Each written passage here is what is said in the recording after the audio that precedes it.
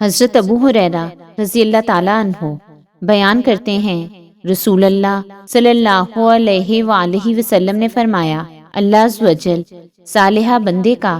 جنت میں درجہ بلند فرماتا ہے تو وہ عرض کرتا ہے، رب جی یہ مجھے کیسے حاصل ہوا؟ تو وہ فرماتا ہے،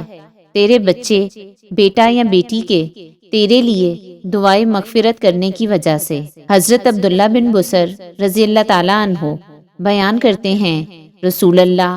صلی اللہ علیہ وآلہ وسلم نے فرمایا، اس شخص کے لیے خوشخبری ہو جو اپنے نامہ اعمال میں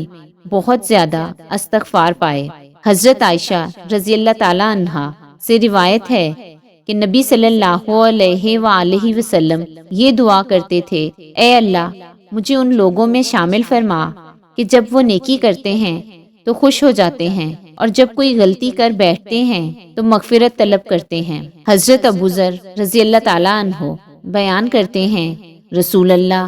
صلی اللہ علیہ وآلہ وسلم نے فرمایا، اللہ تعالیٰ حجاب واقعہ ہونے سے پہلے تک اپنے بندے کو بخشتا رہتا ہے۔ صحابہ کرام رضی اللہ تعالیٰ عنہ نے عرض کیا، اللہ کے رسول حجاب کیا ہے؟ آپ صلی اللہ علیہ وآلہ وسلم نے فرمایا، کوئی جان حالت شرک میں فوت ہو